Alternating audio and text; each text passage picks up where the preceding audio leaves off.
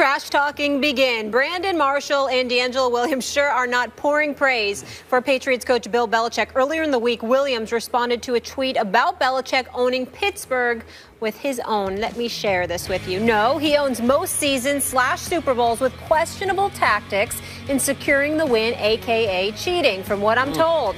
Only Tom Brady likes the head coach, so no thank you. I'm happy where I am. And then on Tuesday, Brandon Marshall responded to a Twitter question. Does Belichick haunt your dreams with, quote, I own him. Marshall has 787 yards and 5 TDs in 10 career games against the Pats. Skip, what do you make of the Belichick attacks? Stephen A., who knows? Maybe Brandon Marshall and D'Angelo Williams are watching First Take. Is that possible? Because I'm right there with them. I'm sure Brandon Marshall saw what happened at the Jets. Remember that game when Tom Brady led a late, great touchdown drive? Then the Patriots won the overtime coin flip, and Bill Belichick opted to take the football out of Tom Brady's hands and give it to the Jets, who promptly went down and ended the football game. They saw that. Brandon Marshall saw that. I think every one of these players saw what happened a year ago. Remember the week before the Super Bowl last year when Belichick called his own news conference? Remember the My Cousin Vinny news conference? And he basically said, don't ask me. I don't know anything about deflated footballs. You got to ask the quarterback. Ask the quarterback. And what did the quarterback proceed to do? He said, watch this. And he fought City Hall. For months on it, he fought and fought and fought and finally fought the NFL in its own backyard in Manhattan. And he won. I know they're appealing, but I think they'll lose that because Tom Brady won. And I think it impressed the heck out of players around the league. And I think they're starting to see that Bill Belichick is in part, maybe large part, a product of the great Tom Brady. That maybe Brady has made Belichick far more than Belichick has made Brady. So I think it's open season on Bill Belichick now, and I kind of like it. Was Bill Belichick and Bill Parcells a product of Lawrence Taylor? I guess you could say in part. What about Sean Payton being a product of Drew Brees? Sean Payton, a product of Drew Brees? He was the play caller. Bill Belichick doesn't call plays. What about Big Ben Roethlisberger? What about Bill Cowher or Mike Tomlin to some degree being a product of those guys?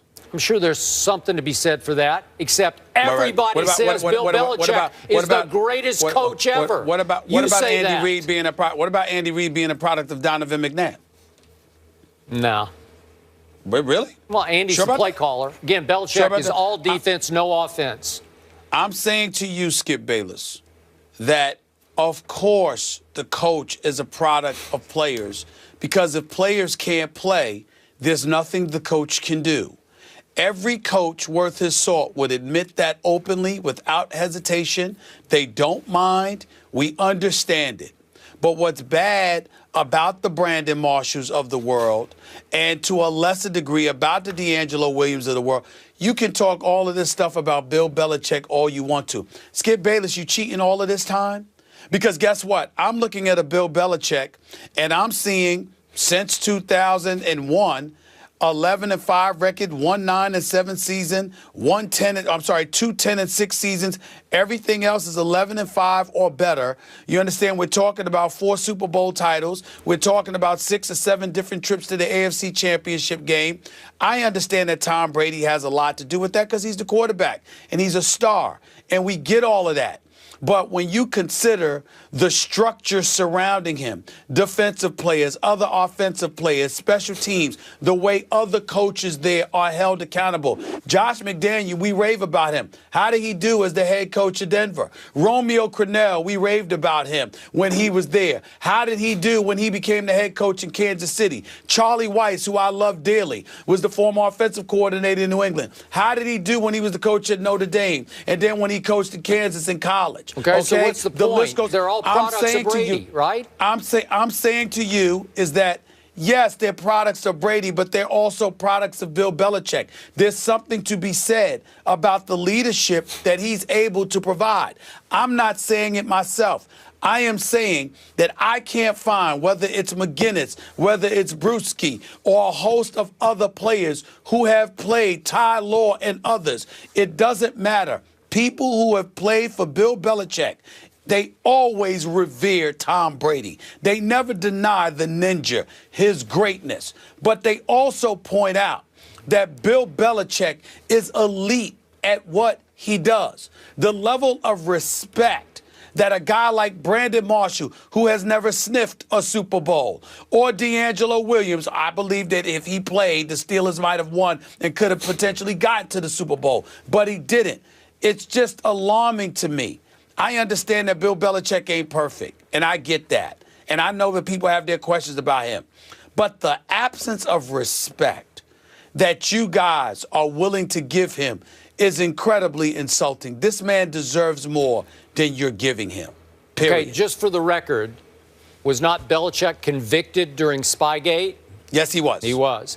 Were Yes, there he not was. accusations leveled against Belichick by his first 2 Super Bowl opponents, the Rams and the Panthers? Yes, can I Remember respond to that? Unproven accusations, but leveled nonetheless. They're unproven. Yeah. The Spygate was proven. Spygate was proven in week 2 of that NFL season. Skip Bayless, week 2, which means there's no way he could have done something after that because everybody was watching him. Okay. What did he proceed to do? They went 16-0. Then they went to the Super Bowl before losing to the New York Giants because Strahan and Justin Tucker, those boys, had Tom Brady tap dancing in the pocket like the late, great Gregory Hines, God rest his soul. The point is that they went 18-0. Just had to Come bring that on up. now. Come on now. Yeah. While everybody was watching them. Yeah. 18-0. And they went 11-5 with Matt Castle as their quarterback. Something's got to give. I know, but what you missed was that Psycho Tom used Spygate as his motivation to get to 18-0, right? He did.